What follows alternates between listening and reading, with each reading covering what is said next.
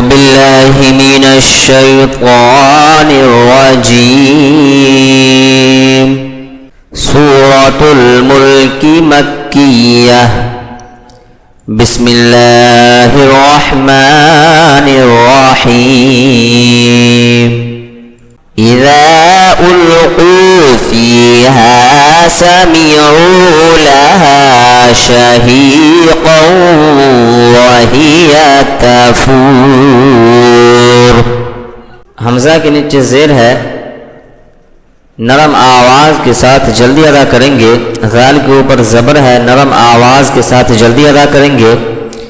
حمزہ کے اوپر مد ہے، تھوڑا سا کھینچ کر کے پڑھیں گے. حمزہ لام پیش ال، قاف واو پیش او، واو ساکن سے پہلے قاف کے اوپر پیش ہے، تھوڑا سا کھینچ کر کے پڑھیں گے. یا ساکن سے پہلے فا کے نیچے زیر ہے، یا مدہ ہوگا، تھوڑا سا کھینچ کر کے پڑھیں گے. ہا الف زبر ہا، الف سے پہلے ہا کے اوپر زبر ہے، الف مدہ ہوگا، تھوڑا سا کھینچ کر کے پڑھیں گے. سین زبر سا، میم زیر می، دونوں حرکات میں سے ہے، نرم آواز کے ساتھ جلدی ادا کریں گے. عین واو پیش عو، واو ساکن سے پہلے عین کے اوپر پیش ہے، تھوڑا سا کھینچ کر کے پڑھیں گے. لام زبر لا، حرکات میں سے ہے، نرم آواز کے ساتھ جلدی ادا کریں گے، اس الف کو نہیں پڑھیں گے. ہا الف زبر ہا، الف سے پہلے ہا کے اوپر زبر ہے تو تھوڑا سا کھینچ کر کے پڑھیں گے کیونکہ الف مدہ ہوگا، جیسے ہا. شین زبر شا، یہ حرکات میں سے ہے، نرم آواز کے ساتھ جلدی ادا کریں گے.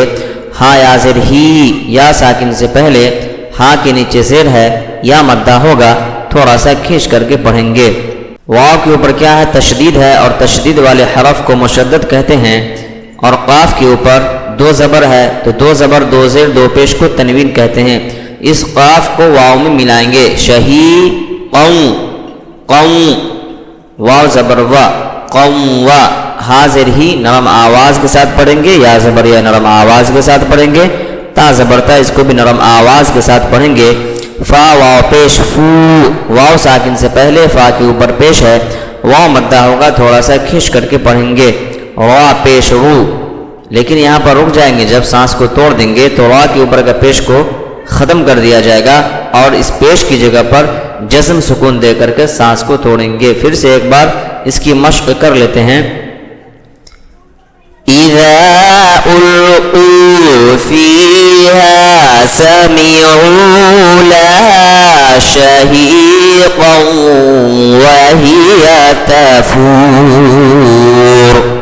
اب چلتے ہیں ناظرین نورانی قاعدہ کی طرف، تھوڑا وہاں بھی قاعدہ کو سیکھ لیتے ہیں. آئیے ہمارے ساتھ تختی نمبر 22 کو آج ہم لوگ پڑھ لیتے ہیں ناظرین، ٹھیک ہے. اس کے اندر ہے میم ساکن کے قاعدے. میم ساکن بھی ہمارے لیے سمجھنا بہت ضروری ہے. نمبر 1 میں ہے ادغام شفوی.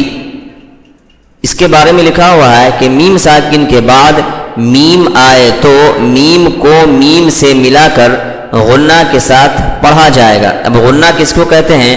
تو پہلے بھی اس کی بات ہو چکی ہے ناظرین کہ غنہ کہتے ہیں تھوڑی دیر آواز کو ناک میں چھپا کر کے پڑھنے کو. نمبر 2 میں ہے اخفاء شفوی. میم ساکن کے بعد با آئے تو غنہ کے ساتھ اخفا ہوگا. یہ سب کو یاد کرنا ہے نا. اگلا ہے نمبر 3 میں اظہار شفوی. میم ساکن کے بعد با اور میم کے علاوہ کوئی اور حرف بالخصوص واو یا پھر یا پھر فا آئے تو میم کو ظاہر کر کے پڑھنا چاہیے. جیسے اردو میں، جیسے ایک مثال ہے کہ جیسے اردو میں ہم تم کی میم کو پڑھتے ہیں. تو اس کی مشق ابھی سمجھ لیتے ہیں کہ سب کو کس طرح سے پڑھنا ہے. پہلا ناظرین ادغام شفوی. اب اس سے پہلے ہم کو سمجھنا ہے کہ یہ میم ساکن کیا ہوتا ہے. آئیے تھوڑا کہ میم ساکن بولتے ہیں، میم ہے اور میم کے اوپر جزم سکون آ جائے گا تو اس کو کیا بولیں گے؟ میم ساکن. کیا بولیں گے ناظرین؟ تو اس کو بولیں گے میم ساکن. اس کا خیال رکھنا ہے، ٹھیک ہے. اس کو بولیں گے میم ساکن، ہے نا. میم ساکن ہم سمجھ گئے. اب دیکھ لیتے ہیں الیکم مرسلون. اب میم ساکن کے بعد میم آئے تو میم کو میم سے ملا کر کے غنہ کے ساتھ پڑھنا چاہیے. یہاں پر دیکھ لیجئے میم ساکن کے بعد میم آئے تو میم کو میم سے ملا کر غنہ کے ساتھ پڑھا جائے گا.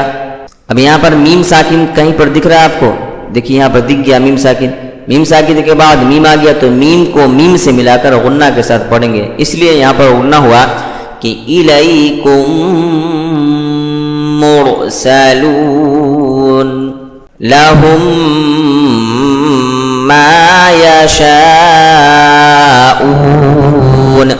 یہاں پر بھی میم ساکن کے بعد میم آ رہا ہے، اس لیے میم کو میم سے ملا کر کے غنہ کے ساتھ پڑھیں گے.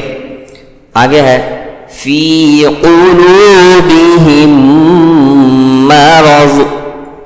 یہاں پر بھی کیا ہے کہ میم ساکن کے بعد میم آ رہا ہے، اس لیے میم کو میم سے ملا کر غنہ کے ساتھ پڑھیں گے.